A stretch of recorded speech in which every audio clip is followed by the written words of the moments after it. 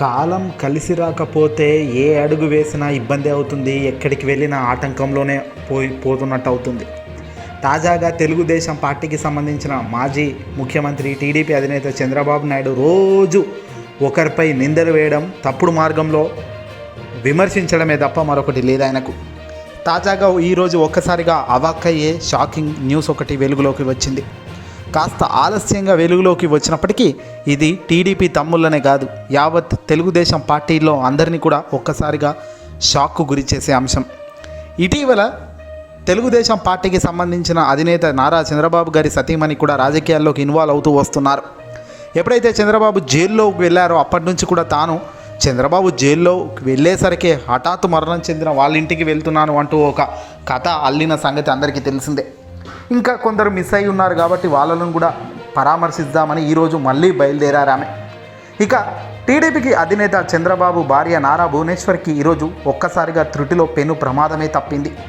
మంగళవారం భువనేశ్వరి ప్రయాణిస్తున్న ఇండిగో విమానం సాంకేతిక లోపం తలెత్తిందట. దీంతో గన్నవరం ఎయిర్పోర్టుకు వచ్చి టేకాఫ్ అయిన విమానం అక్కడికక్కడే మళ్ళీ చక్కర్లు కొడుతూ తిరిగింది. విమానం వీలు తెరుచుకోకపోవడంతో ఈ ఘటన జరిగింది. హుటాహుటిన అప్రమత్తమైన పైలట్స్ వెంటనే దాన్ని చక్కదిద్దిన తర్వాత అనేక సార్లు చక్కర్లు కొట్టి మళ్ళీ సేఫ్గా ల్యాండ్ చేయడం జరిగింది.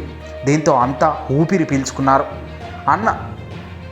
అనంతరం సేఫ్గా విమానాన్ని అయితే గన్నవరం ఎయిర్పోర్ట్లో ల్యాండ్ చేశారు పైలట్. దీంతో ఒక్కసారిగా అంతా ఊపిరి పీల్చుకొని అమ్మయ్య అనుకున్నారు.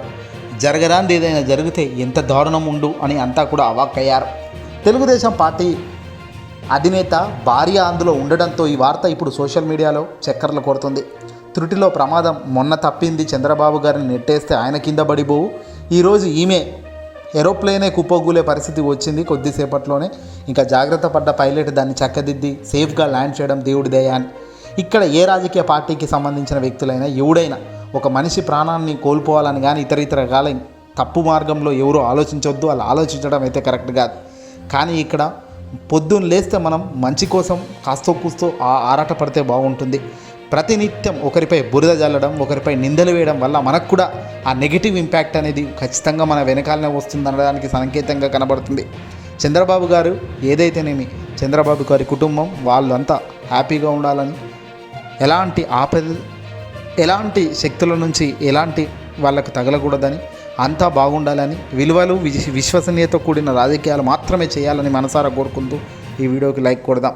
ఏదేమైనా సేఫ్గా పైలట్ ల్యాండ్ చేసిన విధానానికైతే ఇక్కడ పైలట్కు కంగ్రాట్స్ చెప్పాల్సిందే.